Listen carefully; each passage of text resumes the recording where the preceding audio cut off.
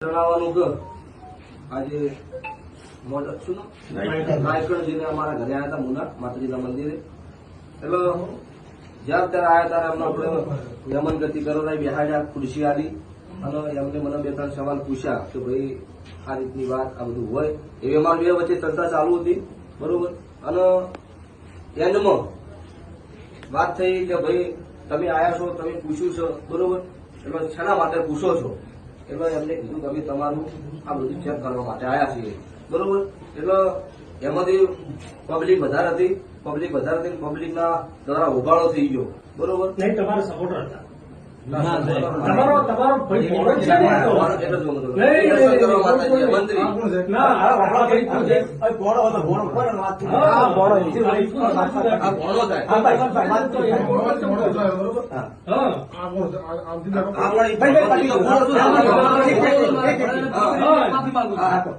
પણ જે કોઈ કર્યું એને કાયદેસર માફી મંગાવશું ભાઈ બરોબર એમાં કોઈ બીજી વાત નહીં કે ખોટું કર્યું છે ઈ તો એના ઘેર જતો રહે ભોગવવા અમારે થાય એવો ધંધો કરવો નહીં ભલે મારે ઘેર નહીં આવે ચાલશે પ્રશ્ન બીજો કે જે કોઈ અત્યારે ઉબાળો થયો હો એ બધી દિલથી હૃદયના ભાવથી 100% માફી માંગુ છું કે આ વાત કોઈને મગજમાં લેવી નહીં અત્યારે અમારા દ્વારા મંત્રી દ્વારા બધી વાત થઈ હોય બરોબર એ બધી 100% માફી માંગુ છું કેમ કે મારા ઘરે બબાલ થઈ હોય કરવા વાળાની વાત તો સારી રાખો પણ નોમ બદલે અમારું થાય અમને ખોટું લાગે પરિવાર જેવું આડું પાડું કામ છે એટલે દરેકને